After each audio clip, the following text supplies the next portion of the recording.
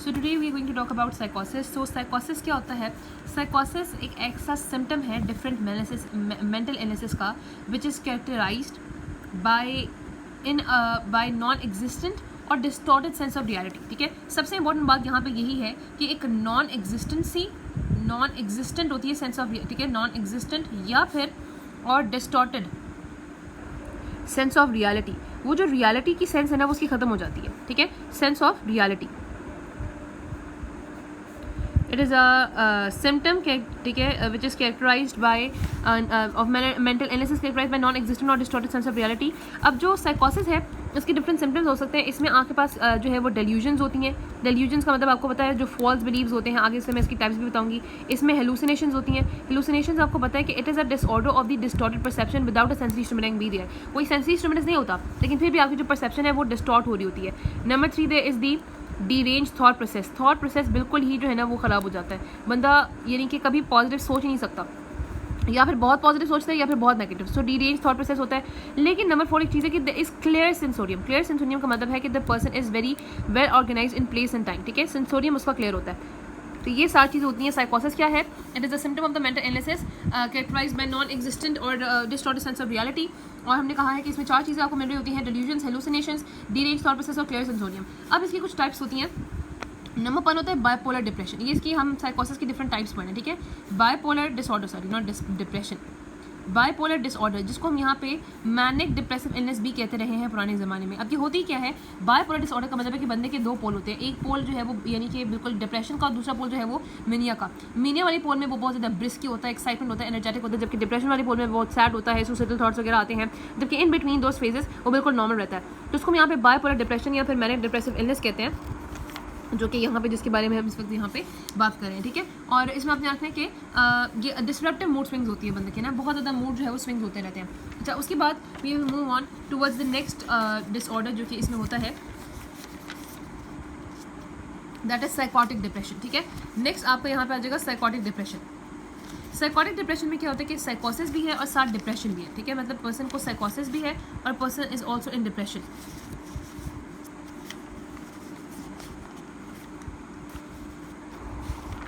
ठीक है, पर्सन को साइकोसिस भी है और उसको डिप्रेशन भी है. उसमें क्या होता है कि नंबर 2 आपके पास हमने कहा ना कि साइकोटिक डिप्रेशन है.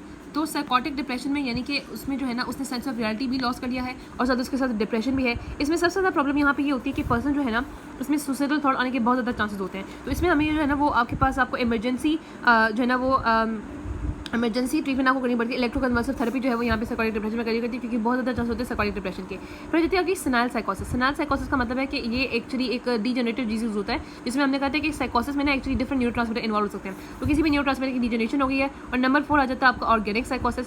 ऑर्गेनिक साइकोसिस का मतलब है कि कोई भी अनलाइन कॉज है, कोई इंजरी है, कोई ट्रॉमा है, कोई आपके पास जो है ना ऐसा अनलाइन कॉज है जिसकी वजह से आपके पास हुआ है. फिर होता है आयोट्रोजेनिक साइकोसिस. आयोट्रोजेनिक हो सकता है ड्रग की वजह से, जैसे आपके पास यहाँ पे सिम्पैथोमिमेटिक एम्फेटामिन की वजह से हो सकता है, या फिर एपोमॉर्फिन की वजह से, लीवोडोपा की वजह से हो सकता है, अल्कोहल की वजह से भी हो सकता है. और फिर उसके बाद यहाँ पे बायपोलर डिप्रेशन, साइकोसिस, सिनाइल साइकोसिस, ऑर्गेनिक साइकोसिस, आयोट्रोजेनिक साइकोसिस 1 2 3 4 5 और ये आपके पास 5 है. और ये 6 टाइप आगे जो कि आपके पास होती है स्किज़ोफ्रेनिया. स्किज़ोफ्रेनिया सबसे इंपॉर्टेंट है और खास तौर पे हम यहाँ पे स्किज़ोफ्रेनिया पे फोकस करेंगे क्योंकि इसकी कॉजेज वगैरह पता बहुत जरूरी है. स्किज़ोफ्रेनिया क्या है? It is a syndrome characterised by massive disruption of thinking, mood, behaviour and inability या poor ability to filter various type of stimuli. ठीक है, अब डिफरेंट स्टिमुलाई को वही नहीं कर पाते. अब इसमें कुछ आगे पॉजिटिव सिम्टम्स होते हैं, कुछ होते हैं नेगेटिव सिम्टम्स. ठीक है, कुछ इसमें यहाँ पे पॉजिटिव सिम्टम्स होते हैं और कुछ जो है वो यहाँ पे नेगेटिव सिम्टम्स होते हैं. अब पॉजिटिव सिम्टम्स में आपके पास यहाँ पे होते हैं, उस पर्सन को होती हैं डेल्यूजन्स.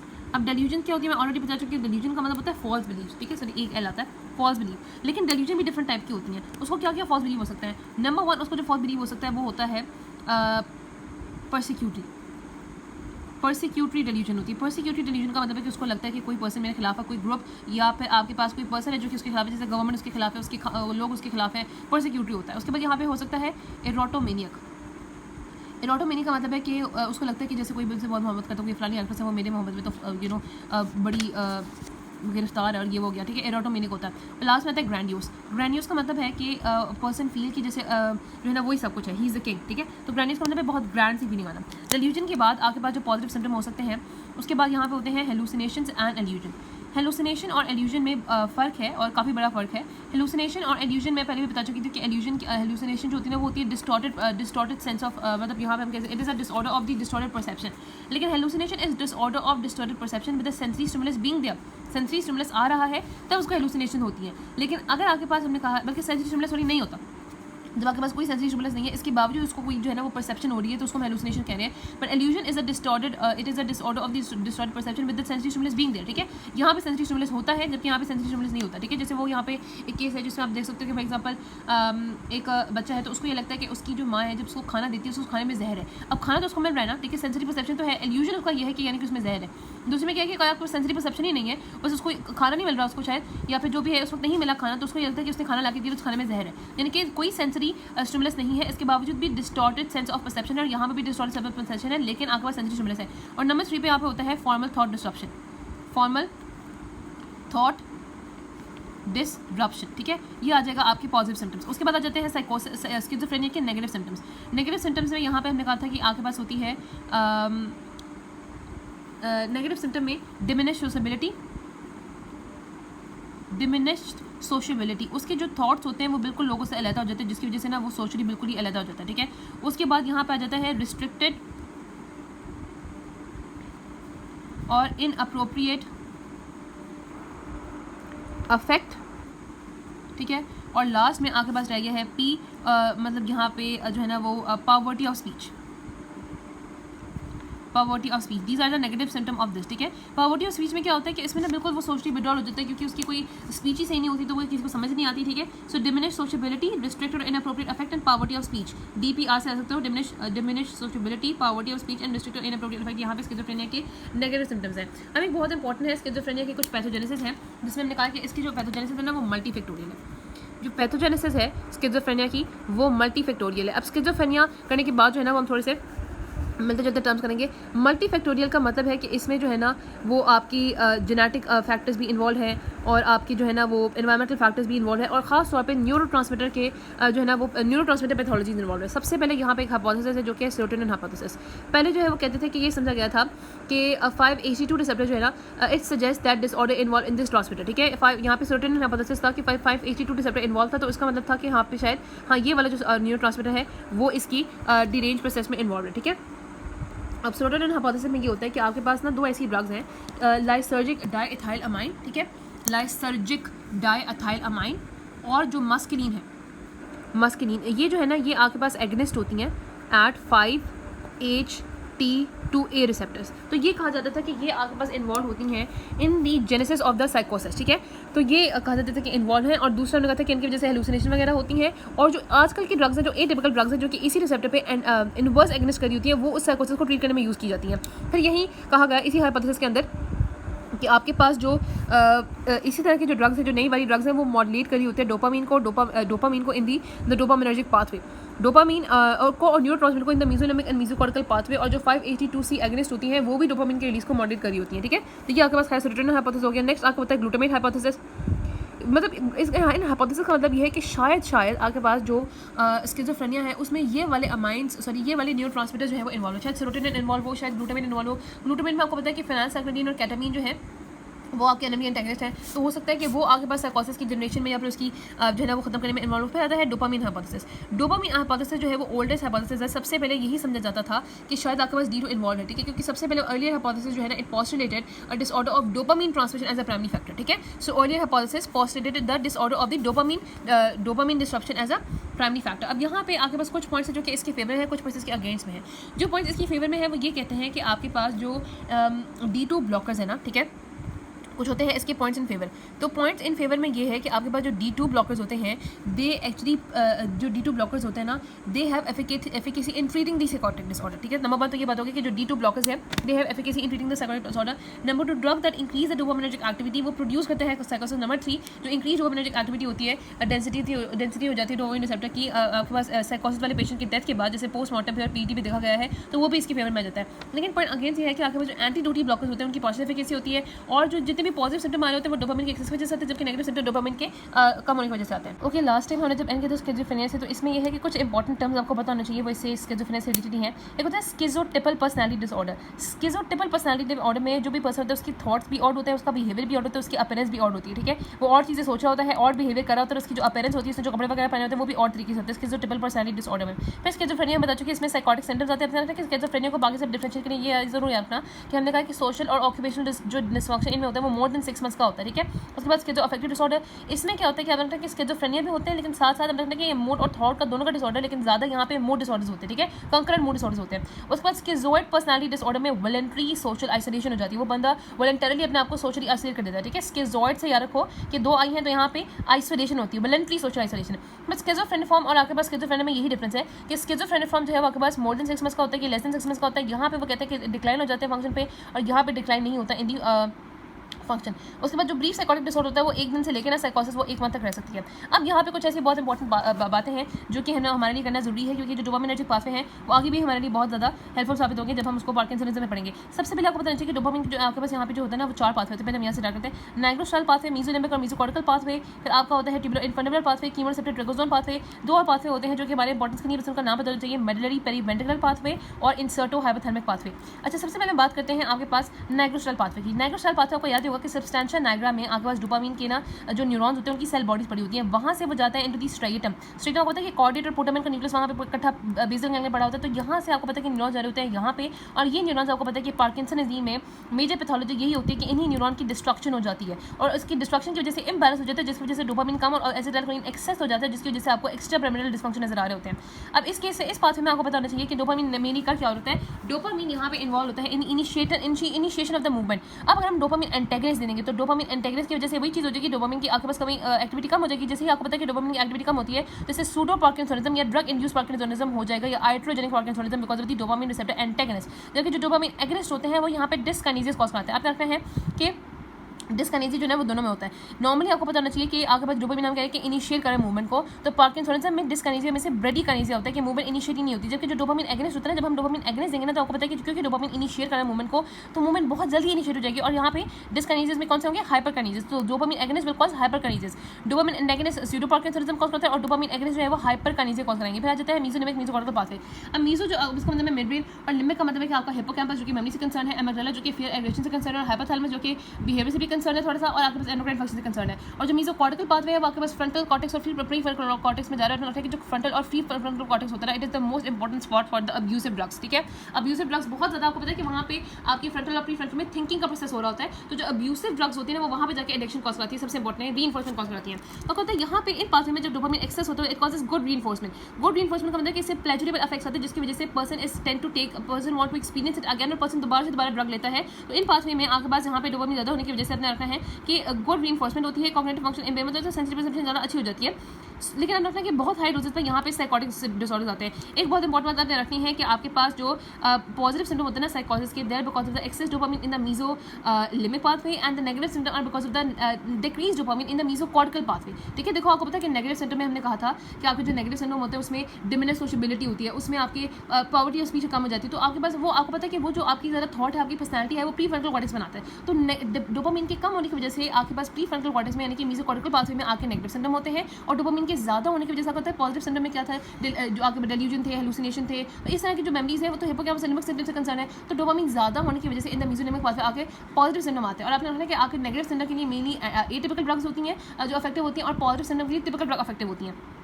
ठीक है, ये बात होगी। फिर हमें रखना कि हम बता चुके हैं कि ड्रग जो इंक्रीज करते हैं डोपामिन फंक्शन को, वो रीइंफोर्समेंट कॉज करते हैं, और बहुत हाई डोसेज में इनकी वजह से साइकोसिस होती है। कहाँ पे, मेसोलिम्बिक पाथवे में। और जो डोपामिन एंटागनिस्ट होंगे वो क्या करेंगे, डोपामिन एंटागनिस्ट जो है वो कॉग्निटिव फंक्शन को कम करेंगे, डिस्फोरिया कॉज करेंगे, और वो जो है ना वो हमें साइकोसिस की ट्रीटमेंट में हेल्प करेंगे। यही आपके पास एक ऐसा पॉइंट है जो कि डोपामिन हाइपोथेसिस की फेवर में जाता है कि जो डोपामिन एंटागनिस्ट होंगे, क्योंकि जब वो डोपामिन को कम करेगी तो आपके इससे कॉग्निटिव फंक्शन कम होगी, साइकोसिस के जो सिम्टम्स है मेसोलिम्बिक पाथवे में वो कम होंगे, तो इससे आपके पास वो साइकोसिस की ट्रीटमेंट में यूज हो सकती है। ठीक है ना, उसके बाद यहाँ पे आते हैं तो दूसरा आपके पास टूबो इन्फंडिबुलर पाथवे। टूबो इन्फंडिबुलर पाथवे अगर आपको याद होगा ना, तो आपने याद रखना है कि कि जो आपके पास डोपामिन होता है ना, वो एक्ट करता है as a prolactin inhibiting factor. तो अगर डोपामिन जितने भी एगनिस्ट होंगे वो प्रोलैक्टिन के अमाउंट को और भी ज़्यादा कम कर देंगे, यानी कि आपको पता नहीं कि वो हाइपर प्रोलैक्टिनीमिक स्टेज में यूज़ हो सकते हैं। हाइपर प्रोलैक्टिनीमिया में रखना है कि जो हाइपर प्रोलैक्टिनोमा है ना, वो सबसे इंपॉर्टेंट पिट्यूटरी एडेनोमा है, सबसे ज़्यादा जो है ना वो इसी का एडेनोमा हो जाता है। तो इसलिए आपके पास परगोलाइड जो एक डोपामिन एगनिस्ट है वो हम यूज़ कर सकते हैं और वो इसके अमाउंट को भी कम कर देगा। लेकिन अगर फॉर एग्जाम्पल डोपामिन एंटेगनिस्ट है तो वो क्या करेगा कि डोपामिन एंटेगनिस्ट आपके पास प्रोलैक्टिन के लेवल्स को बहुत ज़्यादा बढ़ा देगा, जो कि मेल में गैनाकोमास्टिया और फीमेल में गैलेक्टोरिया और एमेनोरिया कॉज करा सकते हैं। ठीक है, लेकिन हम देखते हैं कि आपके पास हमने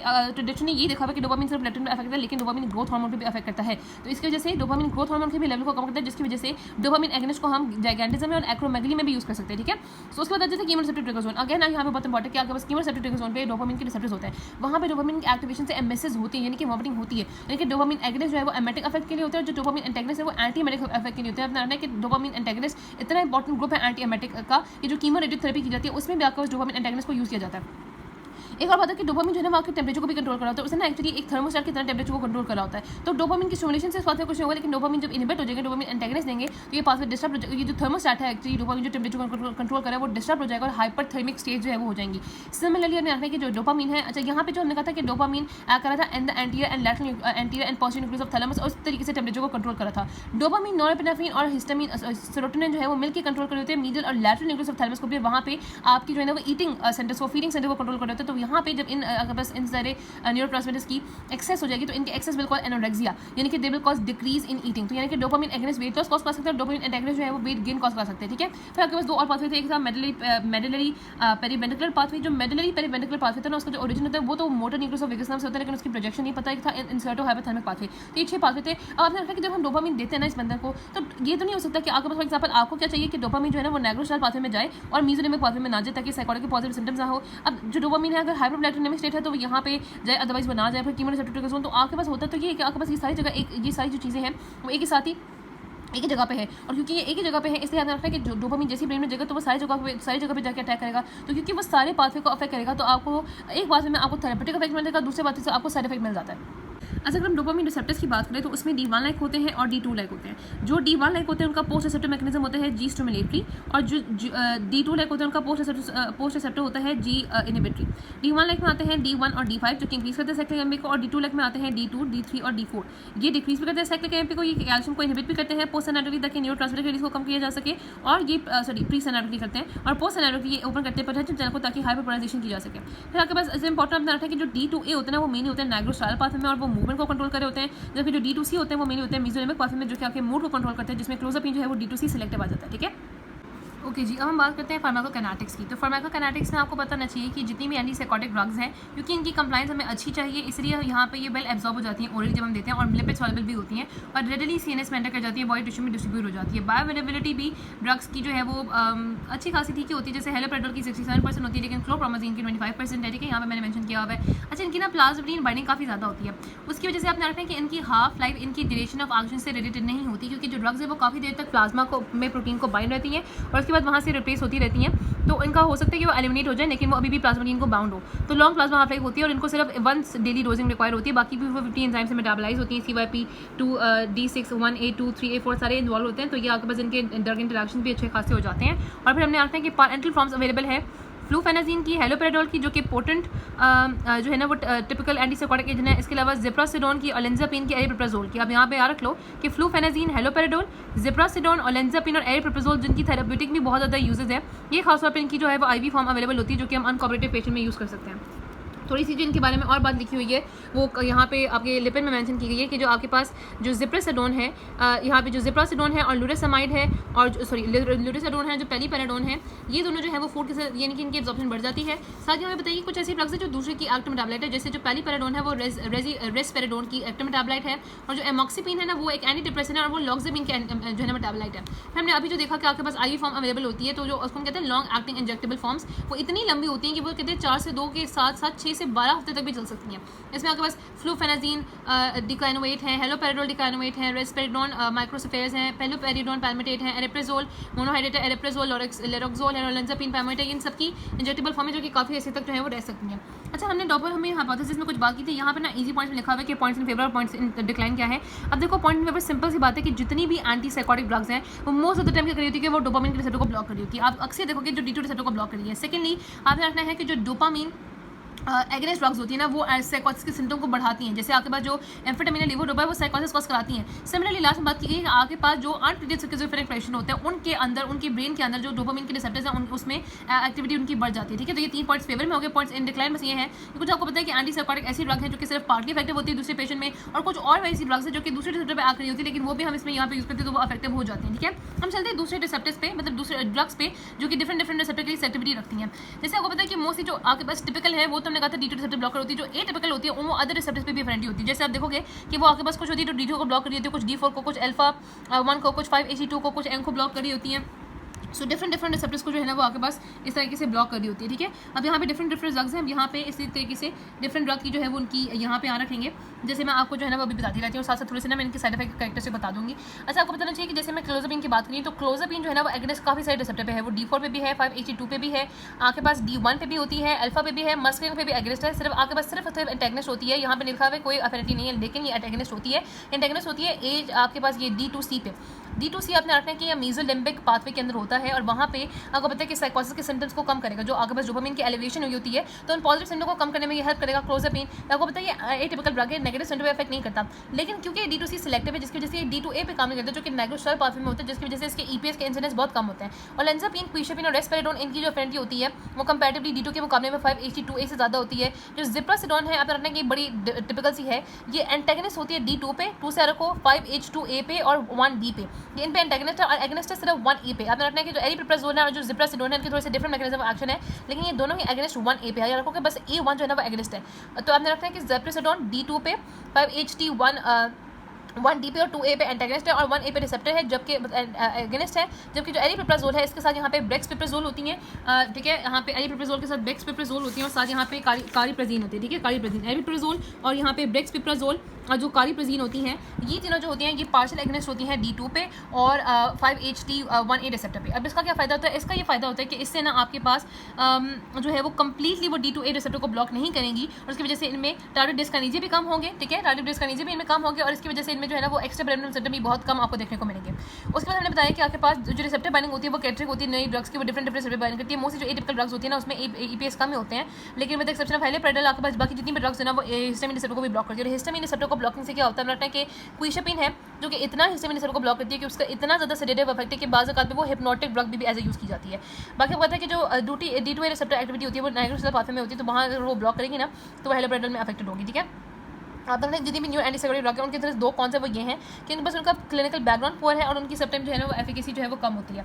अच्छा, यहाँ पे डिफरेंट ड्रग की बात की गई है। अब यहाँ से हम थोड़ा सा देख लेते हैं, बड़ा अच्छा टेबल है। जो क्लोरप्रोमाज़ीन है ना, आपने रखना है कि वो आपके पास उसकी EPS भी वो कॉज करती है, वो M ब्लॉकिंग भी है, वो खासतौर पे अल्फा ब्लॉकिंग भी है, वो यहाँ पर सेडेशन भी कॉज कर जाती है। ठीक है, जो थायराइडोज़िन है वो आपने रखना है कि आपकी थायराइडोज़िन की बड़ी डिफरेंट बात है कि ये ना आपके पास देखो EPS तो कॉज कराती है, लेकिन इसकी एंटी मस्कुलर एक्टिविटी भी है, तो यानी कि वो EPS कम कॉज कराती है क्योंकि वो ऑटो ट्रीट करती है अपने आप को, वो अपनी ही एंटी मस्कुलर एक्टिविटी से अपने ही EPS को ट्रीट कर देती है, लेकिन इसकी टॉक्सिसिटी बहुत ज़्यादा होता है। आपने ये कार्डियोटॉक्सिसिटी कॉज करती है, ये QT लेवल को बढ़ा दिया। आपने रखना QTZ से रखना है।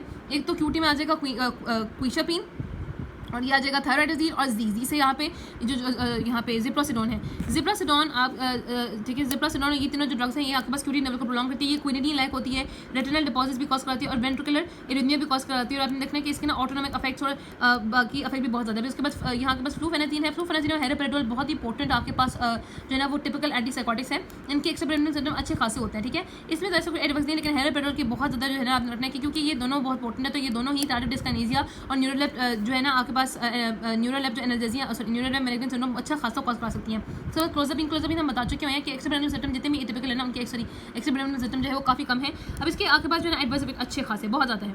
ये H2C को भी ब्लॉक करता है, 5-H2 को भी ब्लॉक करता है। इसकी वजह से बस ये है कि इसकी वजह से टारगेट डिस्काइनेसिया नहीं होता क्योंकि ये नाइट्रोस्टाइल पाथवे को अफेक्ट ही नहीं करता। ठीक है, और EPS भी बहुत कम होते हैं, लेकिन इसकी वजह से होता है एक ग्रेनुलोसाइटोसिस, जिसकी वजह से आपको वीकली WBC काउंट करना पड़ता है, जिसकी वजह से ड्रग बड़ी आपकी वो पड़ जाती है, प्राइसी पड़ जाती है। उसके बाद यहाँ पे इसकी वजह से वेट गेन होता है, इंक्रीज सेलेवेशन होती है। अब सेलेवेशन इंक्रीज की होती है वो होती है हिस्टामिन की वजह से। आप रखते हैं कि आपके पास वैसे तो जो जितनी भी ड्रग्स होती हैं इनकी एंटी मस्कुलर एक्टिविटी जरूर है, लेकिन एंटी मस्कुलर एक्टिविटी की वजह से वो कहते हैं सेलेवेशन कैसे बढ़ गई, लेकिन वो जो सेलेवेशन इंक्रीज होती है, जो वेट बेलो सिंड्रोम होता है वो H5-HT2 ब्लॉकेज की वजह से होता है। हिस्टामिन की जो फार्माकोलॉजी ना वो इतनी यानी कि एक्सटेंसिव है कि उसको अगर हम पढ़ने लग जाए तो हमें बहुत टाइम लगेगा, तो बस इसको छोड़ने की जरूरत नहीं है। पास अननोन मैकेनिज्म है कि ये 582 से आपके पास एलिवेशन बढ़ाती है, दूसरा ये सीजर भी कॉज कराती है, दो और है कि ये ऑर्थोस्टेसिस कॉज कराती है और ये बोन मैरो सेपरेशन भी कॉज कराती है। तो ये आपके पास हमने ड्रग्स के बारे में बात कर ली। बाकी हम इसके कुछ जो है ना वो टिपिकल यूजेस की बात कर लेते हैं, आगे हमने देखना है, लेकिन कुछ टिपिकल यूजेस है जो कि हम अभी बात कर लेते हैं। जैसे आपके पास यहाँ पे क्लोरप्रोमाजीन है। अच्छा चलिए इनका हम बाद में बात करेंगे। अब हम बात करते हैं सबसे पहले टॉक्सिसिटीज़ की, ठीक है।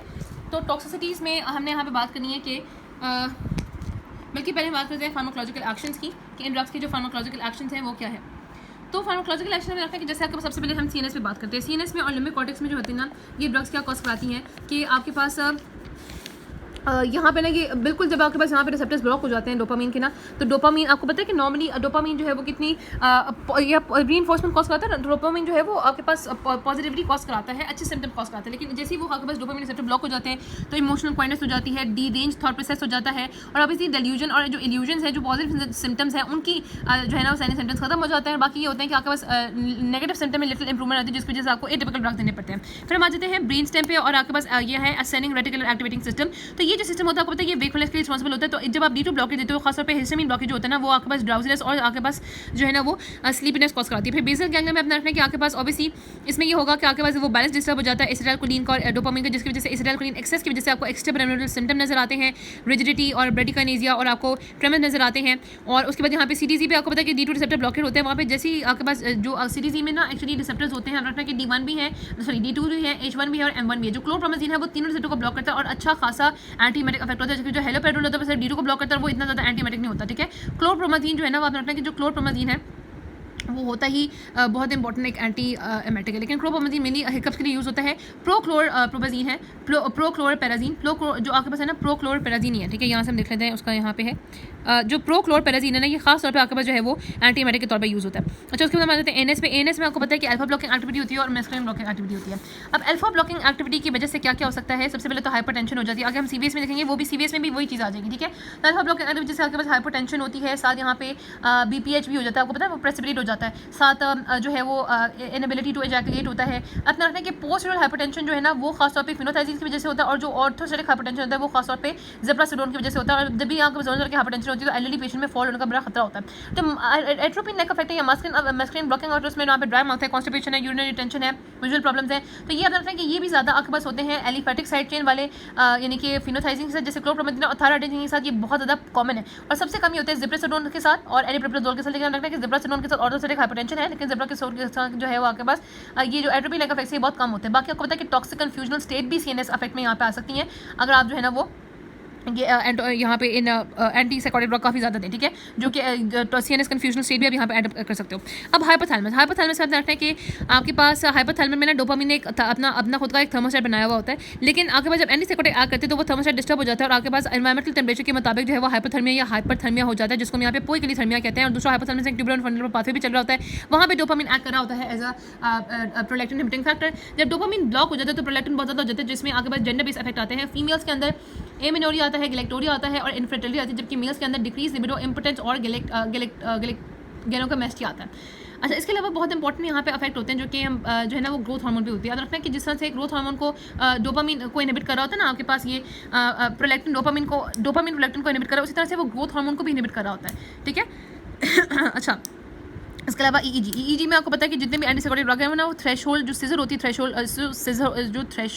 होती है ना सीजर्स की, उसको वो क्या कर देता है, कम कर देता है, जिसकी वजह से सीजर्स जो आपके पास बहुत ज़्यादा होने के चांसेस हो जाते हैं और जो है ना वो आपको रिदमिक सीजर नजर आते हैं और मेलेनोन की, लेकिन जो है ना वो लीस्ट एबिलिटी होती है आपके पास सीजर्स कॉज कराने की। उसके बाद हम आ जाते हैं सीवीएस पे हमने वही अल्फा ब्लॉकिंग और मस्कुलिन ब्लॉकिंग वाले इफेक्ट आ जाएंगे जो हाइपरटेंशन ये कॉज करा रहा है, पोस्टीरियर ऑर्थोस्टेटिक हाइपरटेंशन। उसके बाद किडनीज में एक्चुअली इसका एंटी डायरेटिक इफेक्ट होता है क्योंकि ADHD को बढ़ाता है। अब हम आ जाते हैं एडवर्स इफेक्ट पे। एडवर्स इफेक्ट जो है वो हम सबसे पहले बुक से देख लेते हैं।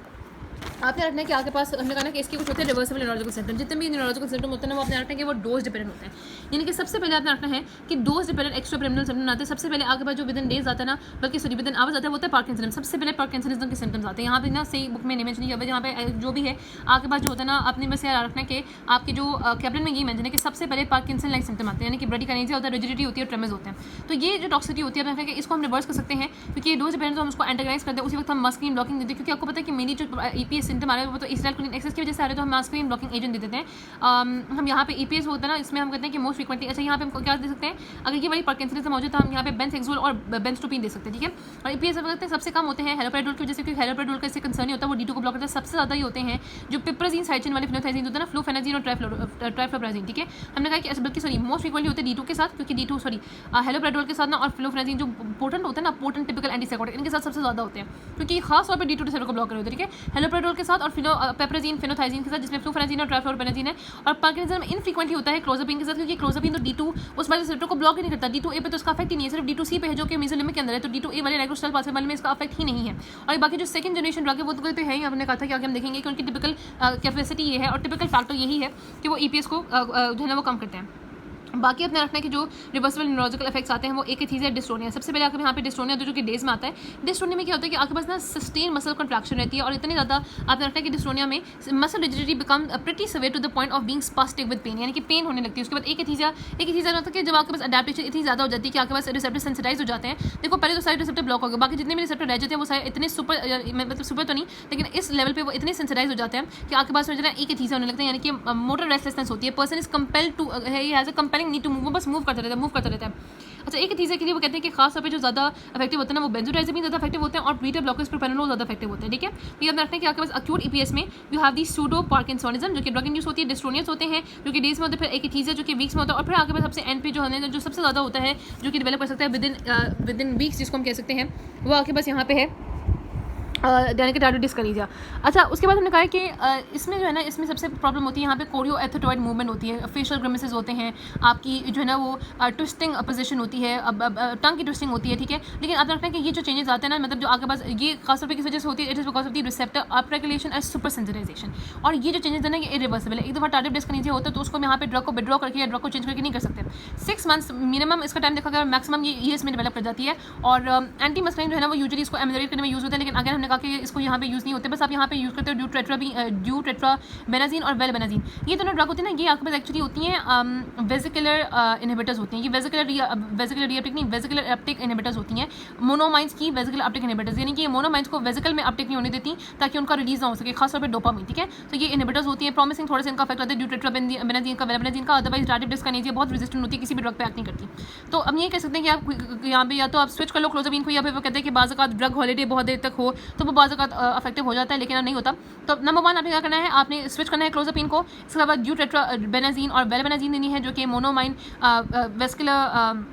वेसिकुलर अपटेक इनहिबिटर है, और दूसरा आपके पास आपने जो है ना वो ड्रग हॉलीडे भी कर सकते हो, और जो है ना अदरवाइज लेकिन आपको पता है कि ये नहीं इसमें इफेक्टिव होती, ठीक है। उसके बाद हमने कहा कि ऑटोनोमिक साइड इफेक्ट हम बता चुके हैं, लेकिन आपको बताना चाहिए कि ऑटोनोमिक इफेक्ट जो होते हैं वो मस्कुलिन और अल्फा ब्लॉकिंग एक्टिविटी की वजह से होते हैं, जिसमें कहा कि आपके पास जो ओल्डर में से थायराइडोजिन है उसकी स्ट्रॉन्गेस्ट ऑटोनोमिक एक्टिविटी होती है, जो कि हेलोपेराडोल की वीकेस्ट है। हेलोपेराडोल की EPS की सबसे ज़्यादा एक्टिविटी क्योंकि D2 को ब्लॉक करता है, लेकिन क्योंकि किसी और रिसेप्टर को ब्लॉक नहीं करता, इसलिए ऑटोनोमिक इफेक्ट इसकी सबसे कम है। एटोपिन लाइक इफेक्ट में ड्राई माउथ है, constipation, urine retention, visual problems है, ठीक है, जो कि बहुत ज़्यादा नजर आते हैं।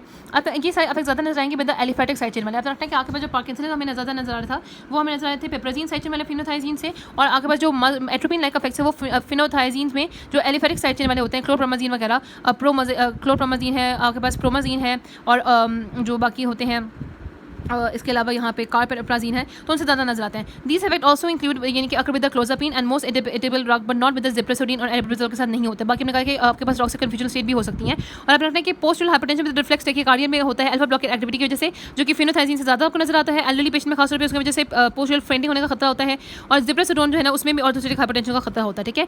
बाकी हम बता चुके हैं कि आपके पास और जो इसकी वजह से प्रॉब्लम आती है ये और इफेक्ट होता है उसमें डिस्फोरिया, क्योंकि आपको पता है कि डोपामिन जब ब्लॉकिंग होता है ना, तो डोपामिन ब्लॉकिंग ना सिर्फ साइकोसिस के पॉजिटिव सिंड्रोम को फाइट कर रहा होता है, लेकिन वो ऑल्सो फाइट कर रहा होता है to the reward effects, to the pleasurable effects, जिसकी वजह से नेगेटिव सिम्टम की तो वर्सनिंग होती है। और बाकी हम आगे देखेंगे कि इसकी वजह से वेट गेन भी होता है, क्योंकि नॉर्मली आपको पता है कि डोपामिन और नॉरएपिनेफ्रिन और जो हिस्टामिन होते हैं ना, ये आपके पास जब रिलीज हो रहे थे तो ये आपके पास एनोरेक्सिया कॉज कराते हैं, डिक्रीज ईटिंग कॉज कराते हैं, जबकि जब ये ब्लॉक हो जाएंगे तो आपके पास वेट गेन हो जाएगा, ठीक है। इसके अलावा और भी सिम्टम्स हैं। एंडोक्राइन मेटाबॉलिक इफेक्ट्स आते हैं। एंडोक्राइन मेटाबॉलिक इफेक्ट्स में क्या है कि आपके पास कॉज आपको पता है कि ऑब्वियसली प्रोलैक्टिन रिलीज कराते हैं, जिसकी वजह से गैनिकोमास्टिया, एमेनोरिया और गैलेक्टोरिया होता है, ये जेंडर बेस्ड इफेक्ट्स है। और इसके अलावा हमने कहा था कि एलिवेटेड लेवल ऑफ प्रोलैक्टिन जो होता है ना वो रेस्पिरेटोन, अच्छा याद रखते हैं कि रेस्पिरेटोन के साथ काफी प्रॉब्लम होते हैं। और बाकी कुछ ऐसे भी ड्रग्स हैं जिनका ना हाइपरग्लाइसीमिक और डायबिटोजेनिक एक्शन है, जो कि क्लोजापिन और लेंजापेसिन के साथ ज़्यादा कॉमन है, ठीक है। ये आपने रखा है कि स्पेसिफिक ड्रग इंटरेक्शन के साथ ज़्यादा कॉमन है, प्रोलैक्टिन ज़्यादा हो, रेस्पिरेटोन के साथ ज़्यादा कॉमन है। और आपके पास जो हमने कहा कि जो इनके साथ है वो आपके पास क्लोजापिन और लेंजापिन का डायबिटोजेनिक इफेक्ट के साथ ज़्यादा प्रॉब्लम है। And these effect may be specially problematic in pregnancy में ये बहुत ज़्यादा प्रॉब्लमेटिक हो सकते हैं, ठीक है ना। ये अपने याद रखने हैं कि रेस्पेरेडोन प्रोलैक्टिन को प्रोलॉन्ग करता है, जो क्लोज़ापिन और लेंजापिन है ये डायबिटोजेनिक इफेक्ट है, और एरिप्रिप्राज़ोल जो है और जो जिप्रासिडोन है इनका लिटिल इफेक्ट है, या फिर इनका बिल्कुल हाइपरग्लाइसीमिया पे या हाइपरप्रोलैक्टिनिमिया पे या फिर वेगन पे कोई इफेक्ट नहीं, क्योंकि आपको पता है कि पार्शियल एगनिस्ट है वाली ड्रग है, या आपके पास वो है जो कि डिफरेंट पे एक्ट करती है, उसमें नहीं एक्ट करती, ठीक है। और बाकी हम रखने कि इसमें मेटाबॉलिक इफेक्ट्स में हाइपरलिपिडीमिया है, हाइपरग्लाइसीमिया, इंसुलिन रेजिस्टेंस की वजह से हाइपरक्लोरेस्टेमिया जिसको ओवरऑल लिपोडिस्ट्रोफी कहते हैं, ठीक है, वेट गेन इफेक्ट होता है। न्यूरोलेप मैलिग्नेंट सिंड्रोम, अब ये क्या होता है, अब ये आप रखना कि न्यूरोलेप मैलिग्नेंट सिंड्रोम जो है ना ये एक ऐसा सिंड्रोम है कि जिसमें आपके पास इसके दो मैकेनिज्म एक्शन है जो कि इसमें हो जाते हैं। नंबर 1 तो आपने रखना है कि इसमें इस न्यूरोलेप मैलिग्नेंट सिंड्रोम में जब डोपामिन है ना एक थर्मोस्टेट मेंटेन किया हुआ होता है, जैसे वो डोपामिन का थर्मोस्टेट डिस्टर्ब हो जाता है तो आपके पास टेम्परेचर तो बस हाई साइड चला जाता है, तो ये इस वजह से हाइपर होता है।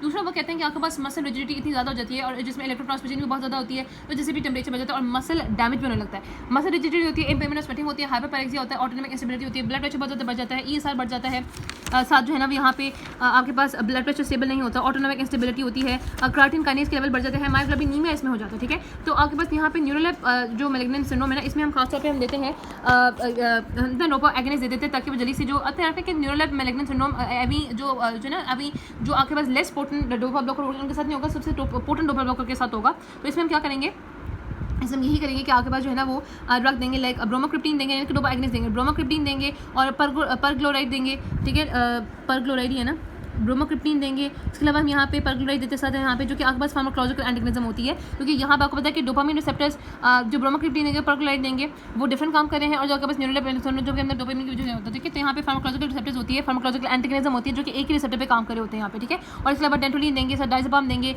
साथ आपने टेम्परेचर मैनेजमेंट करनी है, इलेक्ट्रोलाइट बैलेंस मेंटेन करना है।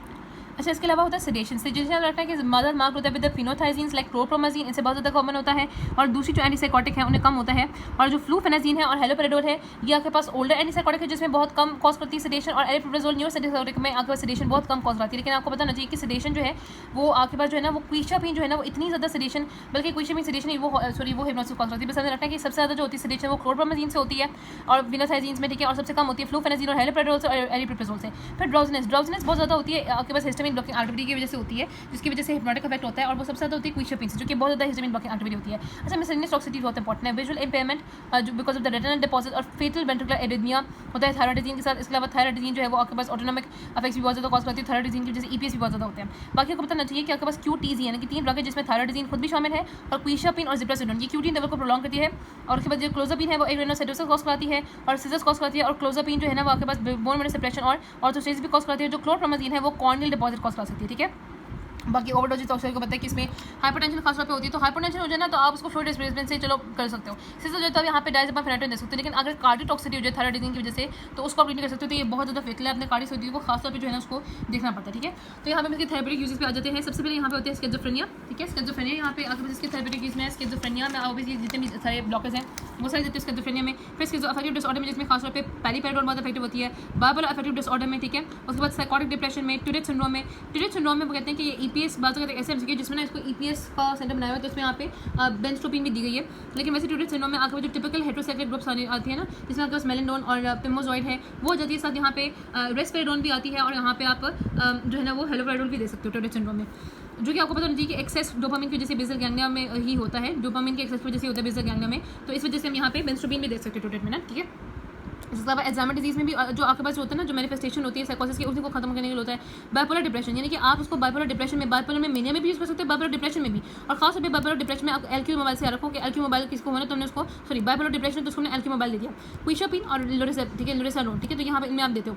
उसके बाद यहाँ पे आ जाएंगे आपके जो रिफ्रैक्टरी डिप्रेशन होते हैं उसमें हम देते हैं एरिप्रिप्राज़ोल और ब्रेक्सपिप्राज़ोल और क्विशापिन, और नॉन साइकोटिक में आपके पास एंटीमेटिक यूजेस हैं और प्रोडेटिक यूजेस हैं और हिकअप्स हैं और अल्कोहल हेलुसिनेशन है, ठीक है। थोड़ा सा हम इसको रिवाइज कर देते हैं फ्रॉम दी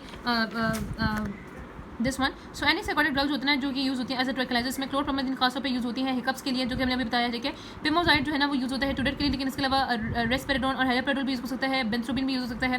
रेस्पेरेडोन और एरिप्रिप्राज़ोल खासतौर पे यूज़ होते हैं for the disruptive behaviour irritability secondary to autism, और हमने बताया जैसे लोरेसाडोन और क्विशापिन यूज़ होते हैं फॉर द बाइपोलर डिप्रेशन, और जो पेरिपेराइडोल है वो खासतौर पे स्किज़ोअफेक्टिव डिसऑर्डर के लिए, और जो एरिप्रिप्राज़ोल है और ब्रेक्सपिप्राज़ोल है और जो क्विशापिन है वो भी एडजंक्ट थेरेपी यूज़ होती है for the anti depression in the refractive depression जो डिप्रेशन नहीं हो रहा, ठीक है। हम चलते हैं एडवर्स इफेक्ट पे।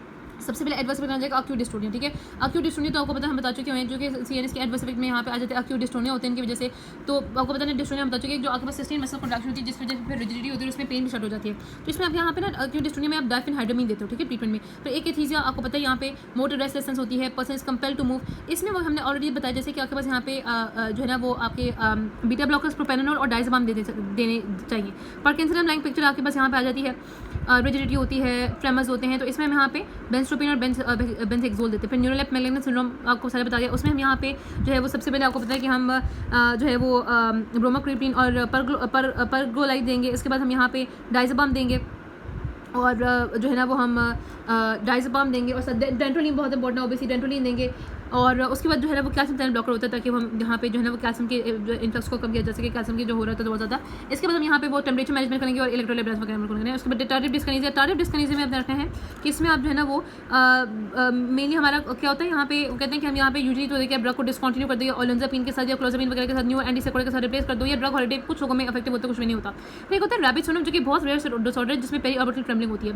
फिर आपको होता है एनएस में वही सारा आपके पास हाइपरटेंशन, ऑर्थोस्टैटिक हाइपरटेंशन और वो वाला हाइपरटेंशन जो आपके पास जो पोस्ट रूरल हाइपरटेंशन है वो फिनोथाइजिन के साथ ज़्यादा होता है। ऑर्थोस्टैटिक में मेनली जिप्रासिडोन इन्वॉल्व होती है, जिप्रासिडोन है, ठीक है। अच्छा जिप्रासिडोन, ठीक है, जिप से रखो जिप्रासिडोन।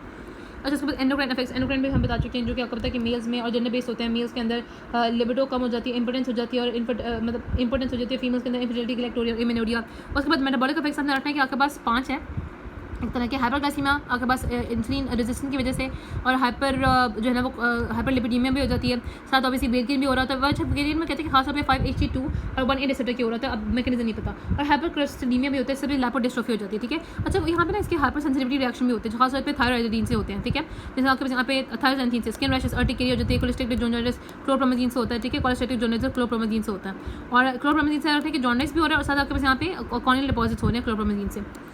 और भी कहीं यूज़ कर और बाकी इसको हमने सिलेक्टेड इसको देखा भी बहुत है कि हिकअप्स में यूज़ होता है, ठीक है। खैर और उसके बाद यहाँ पे एक ग्रेनुलोसाइटोसिस होता है और मिसलेनियस में हम बता चुके हैं डिपॉजिट्स क्लोप्रोमाजीन के लेंस में कॉर्निया में हम यहाँ पे जो मिसलेनियस टॉक्सिसिटी बताई थी वो भी आपको याद हो गया। उसके बाद हम आ जाते हैं कुछ एटिपिकल एंटीसाइकोटिक्स में। एटिपिकल एंटीसाइकोटिक्स में अगर आपको याद होना तो एक तो इनमें क्या डिफरेंस होता है, एक तो ये है कि इनमें ईपीएस का इंसिडेंस लो होता है क्योंकि ये ज़्यादा सेलेक्टिव होती है फॉर द दूसरे हिस्टामिन रिसेप्टर्स। फिर उनकी ग्रेटर एफिकेसी होती है फॉर द नेगेटिव सिम्टम्स, ठीक है। वो नेगेटिव सिम्टम को ज़्यादा ब्लॉक कर रही होती है क्योंकि वो 5-HT2A रिसेप्टर्स को ज़्यादा मॉड्यूलेट कर रही होती है। अच्छा आप अपने याद है कि जो न्यू ड्रग्स होती है ना वो 5-HT2A रिसेप्टर्स को ब्लॉक कर रही होती हैं।